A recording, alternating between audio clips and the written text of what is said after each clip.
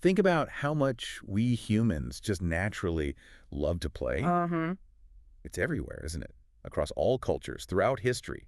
We seem wired for games, rules, challenges, just for fun. Yeah, it's pretty fundamental. And what's really interesting now is how that basic drive is being used deliberately Mhm. in places you wouldn't expect. Right, this whole idea of gamification. Exactly. Taking game elements and putting them into, well, non-game situations to encourage certain We're behaviors. seeing it pop up more and more. Oh, definitely. Like fitness trackers making a game out of your steps, or those language apps that feel like you're leveling up. Or even in health, like that app, Zombies Run. Right. Turning your boring jog into, this thrilling escape from zombies. It works. And why does it work? I mean, fundamentally, it seems to be about making things more enjoyable, doesn't it? Yeah, more engaging. When something feels like fun or like a challenge you want to beat, you're just more motivated. You perform better. You get into that state of, what's it called, optimal functioning.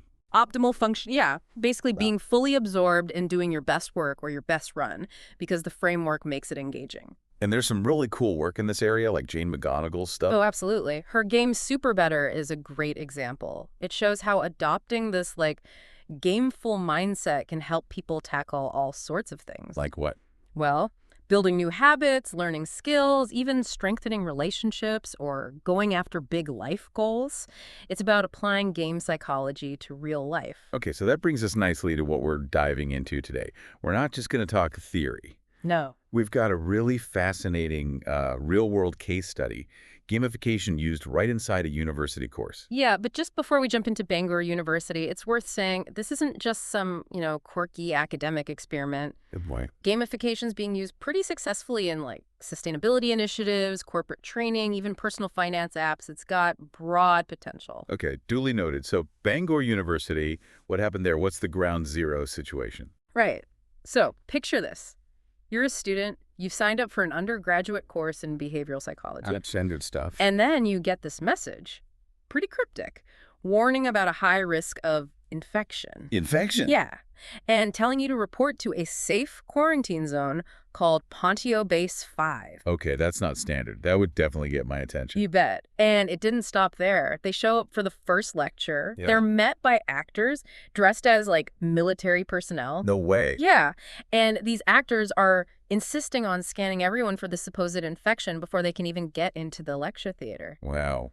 Talk about immersive. Totally. And then once inside, each student gets this brown envelope, looks very official, marked top secret. Okay, I'm hooked already. What was inside? Documents outlining their mission. They had to help fight this infection. But then came the reveal Which was? that the whole module, the entire behavioral psychology course, had been gamified. This whole setup was designed to, well, basically make learning more effective and engaging. So it wasn't just a gimmick for the first day. Not at all. It was the whole structure. The lectures were themed around it, the materials tied into the story. And the actors stuck around. Yep, they were part of the ongoing experience. And get this. The actual storyline, the narrative of this infection, could change based on decisions the students made collectively. That's clever. It really gives them agency. Exactly. And it wasn't just about the atmosphere. There was a points system. Ah, okay. The game mechanics. Right. Every week, there were online quizzes framed as missions. These tested their understanding of the stuff covered in lectures and readings. So basically incentivizing studying between lectures. Precisely. You complete the mission, you earn points, which, taps into basic learning psychology itself, regular recall practice, immediate feedback. Yeah. It helps things stick. And these points, they weren't just like virtual high scores. No. They had real value within the course structure. As students earned points, they leveled up. Leveled up, like in a video game. Yeah. You started as a civilian, but you could climb the ranks. The top level was a resurrection prevention leader. Huh. Love it. But did climbing ranks do anything? It did. This is where the incentives get really interesting. You could actually spend your points On what? on things that really matter in a course.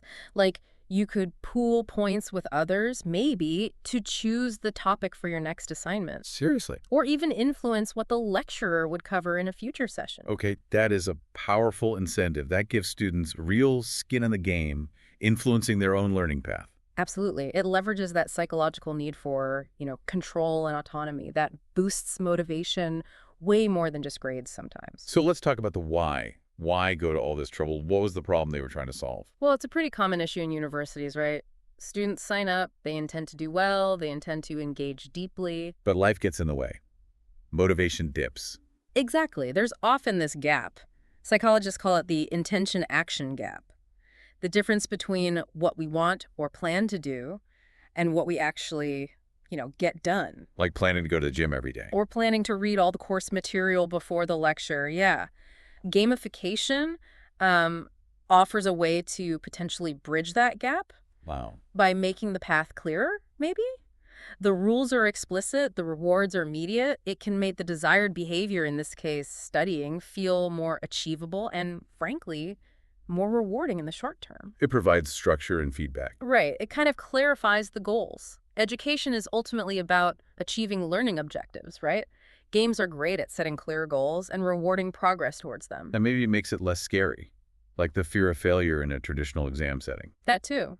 If it feels more like a game, maybe you're more willing to take risks, to try things out, to engage without that high-stakes pressure. The whole aim is to optimize learning, make it more effective, get better outcomes. Okay, so it sounds great in theory. Did it actually work at Bangor? What were the results? Well, the researchers themselves called it novel, albeit ironic, using gamification in a behavioral psychology module. Yeah, a bit meta. But yeah, the results are pretty compelling. Attendance, significantly higher. Compared to what? Compared to the same module the year before and compared to another non-gamified psychology module running concurrently that same year. Wow. Okay, so people showed up. Did they actually do more? Seems like it. Those weekly online missions, the data showed way more engagement with the course materials between lectures compared to previous years. Students were clearly motivated to do the work to earn those points. They were playing the game. They were playing the game and learning as they played. And the student feedback was really positive too. What did they say? Overwhelmingly, they said they enjoyed it. They liked the gamification, the whole immersive zombie thing. Some, apparently, were so into it they actually wanted more zombies. That's brilliant. It really shows they bought into the whole experience. It does. It suggests the approach really captured their imagination and made the learning process, well, more fun and memorable. So, okay, a zombie theme obviously lends itself quite well to behavioral psychology. You can explore fear, group dynamics, motivation. Sure, there are natural tie-ins. But the underlying principle, the gamification itself, presumably that could work for other subjects too. Yes. It's not just about zombies, right? Absolutely not. The core mechanics, points, levels, missions, rewards, a compelling narrative structure. You could adapt that to history or physics or literature, maybe with different themes, obviously. It reminds me of that quote by B.F. Skinner, something about education. Oh, yeah. Education is what survives when what has been learnt has been forgotten. That's the one.